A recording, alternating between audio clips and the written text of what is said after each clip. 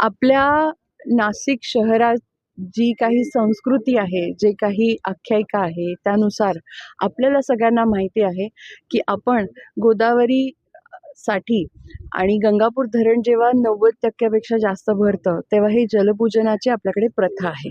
आणि त्यामुळे आज प्रशासन होतं 4 वर्ष आणि त्यानंतर ह्या 4 वर्षाच्या प्रतीक्षेनंतर आपल्या खरं तर गंगापूर धरणाला म्हणा, गोदामाईला म्हणा, हा जो सन्मान आहे, तो आमची जबाबदारी आहे. आणि खरं तर नाशिक शहराचं आणि इतर बाकी गावांचं देखील जे काही पाण्याचा जी गरज आहे, ती आपली गोदावरी माई पूर्ण करते आणि म्हणून आपण तिच्या प्रती आदर आणि हा सगळा कृतज्ञताचा जो एक प्रवास आहे, तो व्यक्त करत असतो.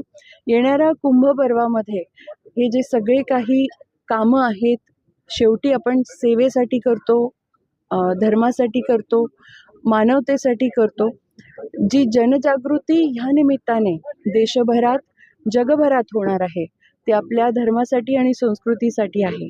आणि त्याचाच एक भाग म्हणून हा जलपूजनाचा जो सोहळा आहे, जी आपली प्रथा आहे, ती आम्ही सर्व गटनेते, लोकप्रतिनिधी, प्रशासन, आयुक्त या सगळ्यांनी मिळून आज केली आहे. ताई, काय साकडं घातलंय तुम्ही? गोदावरीची पूजा केलेली आहे, कलश पूजन केलं आहे. साकडं हेच आहे, की आता नाशिकमध्ये येणारा जो कुंभ पर्व आहे, तो एका वेगळ्या दृष्टीने सगळे त्याच्याकडे पाहत आहे. तो निर्विघ्न पार पडावा आणि येणारा कुंभ जो आहे, तो नाशिककरता, त्याच्या पुढच्या 25 वर्षाकरता हा मुहूर्तमेढ असेल आणि त्या निमित्ताने नाशिकची जी प्रगती आहे, ती उत्तरोत्तर होत राहील.